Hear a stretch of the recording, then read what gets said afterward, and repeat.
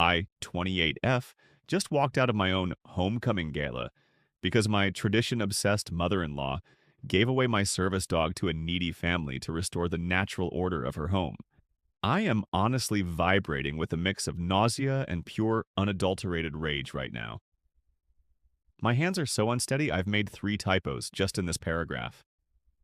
To give you some context, I, 28F, have been married to David, 30M, for 3 years. David's mother, Eleanor, 58F, is what I call a social architect. She's the kind of woman who thinks a misplaced salad fork is a moral failing, and that image is the only currency worth holding.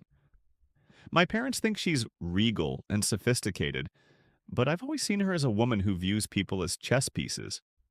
I, on the other hand, am a survivor.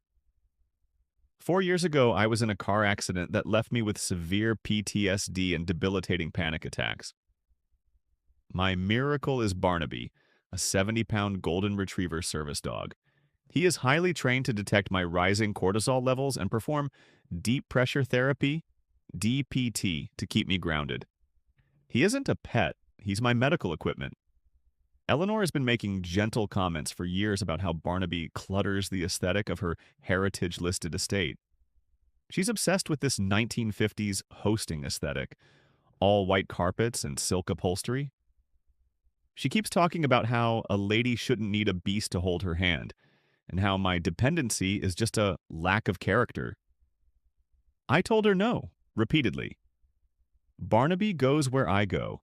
That was our explicit agreement when we agreed to stay at her guest house for 2 weeks while our home was being treated for a termite infestation.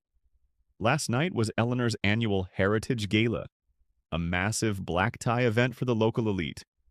She told me Barnaby had to stay in the guest house because dogs don't belong at galas. I compromised, thinking 3 hours in the familiar guest house would be fine.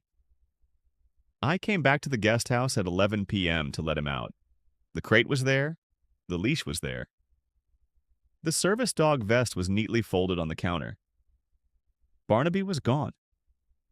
I found Eleanor in the main house sipping sherry by the fire. She looked me dead in the eye with a serene, motherly smile and said, "I did us both a favor, dear.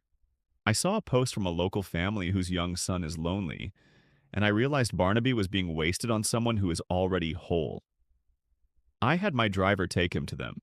You should thank me for the emotional detox. You look so much more refined without that animal dragging you down." I didn't blow up. I actually felt the air leave my lungs.